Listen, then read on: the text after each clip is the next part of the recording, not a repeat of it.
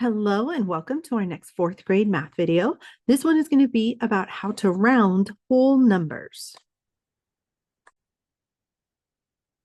So when we are asked to round numbers, we're usually also given the number as well as the place value we're being asked to round to. So what we're being asked is which of that place value the number is closer to, the one above it or the one below it. So there's a kind of a method we use for rounding. It's kind of a shortcut. You can always use a number line to round, where you can take the place value and put the place values and put the number on the number line and see what it's closer to. But for most of us, we use a shortcut to do this. So I'm going to show you what that is when we look at this first one. What is 8,988 rounded to the nearest hundred? So those are the things we need. We need the number and we need the place value that they're asking us to round it to. So I'm going to start by rewriting this number, 8,988, and spreading it out a little bit so we have a little bit of room. The second thing I'm going to do is identify the place value, or what digit is in that place value. So once we're looking for the hundreds place, we see that there is a 9 in the hundreds place. So here's the shortcut to rounding this.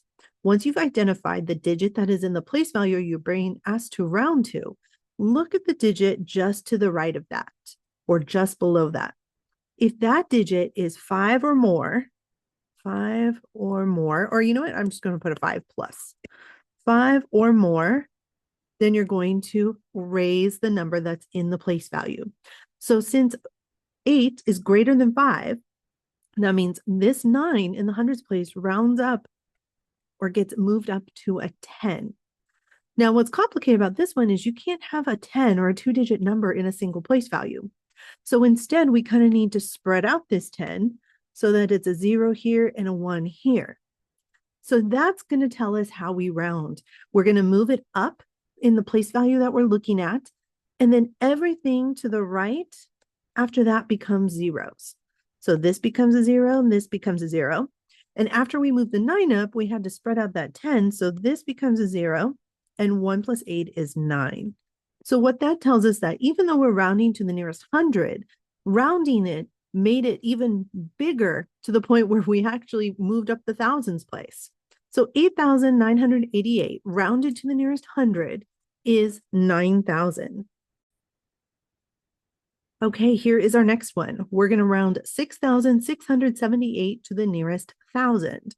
So I'm going to rewrite the number 6,678, and we are looking to round it to the nearest 1,000. So I have to start by finding the digit that is in the thousands place. When I do that, I see there is a 6 in the thousands place.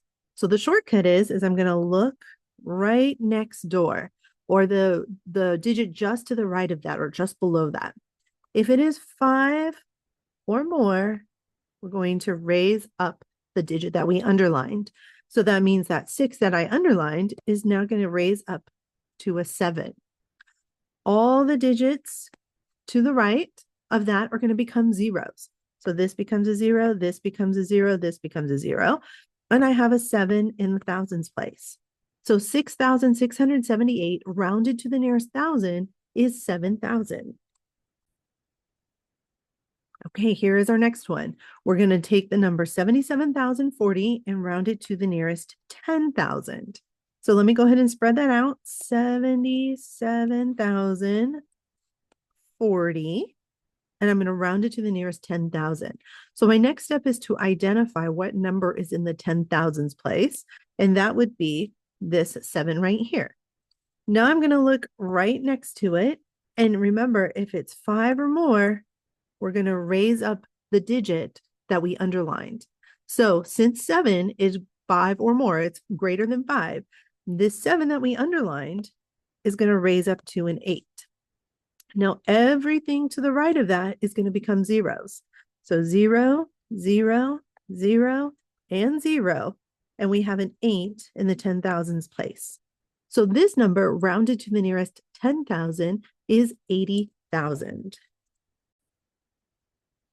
Okay, here is our next one. We are going to round the number 28,783 to the nearest 10,000. So let's rewrite that number 2, 8, 7, 8, 3, and we're going to round it to the nearest 10,000. So we have to find which digit is in the 10,000s place, and that would be the 2.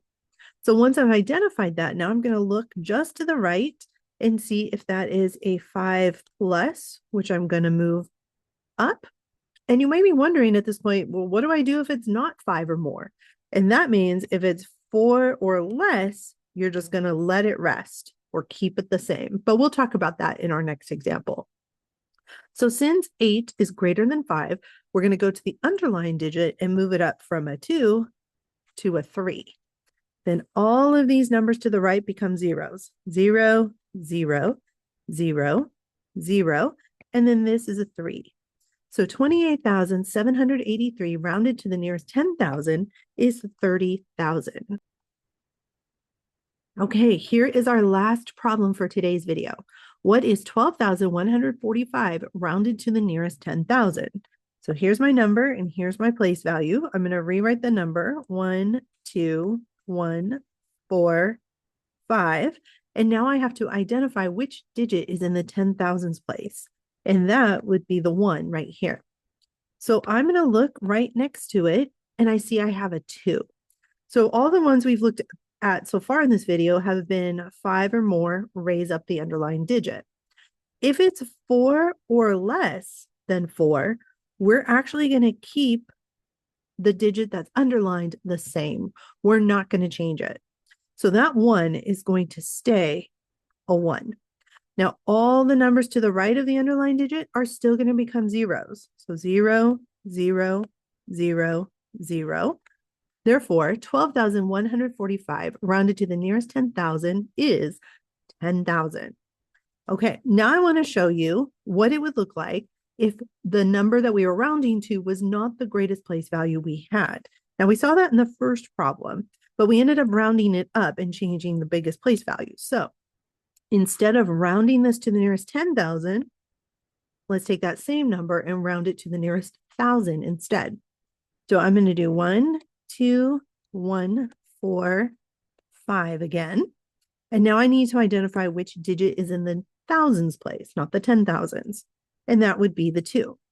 If I look right next to it, I see that I have a 1. So that means since it's 4 or less, we're going to leave it alone. That means the 2 is going to stay the same. Now, everything to the right of the underlying digit becomes zeros. So 0, 0, 0. Now, we haven't talked about yet is what if you have a digit to the left? What happens to that one? That one stays the same, does not become a 0. So it comes down here with the other or with the underlying digit, whether we left it the same or changed it. So you have your underlying digit, you have everything to the right, which becomes zeros after you figure out what you're doing with your underlying digit. And then everything to the left of the underlying digit stays the same. All right, you guys, thank you so much for joining me, and I hope to see you again soon.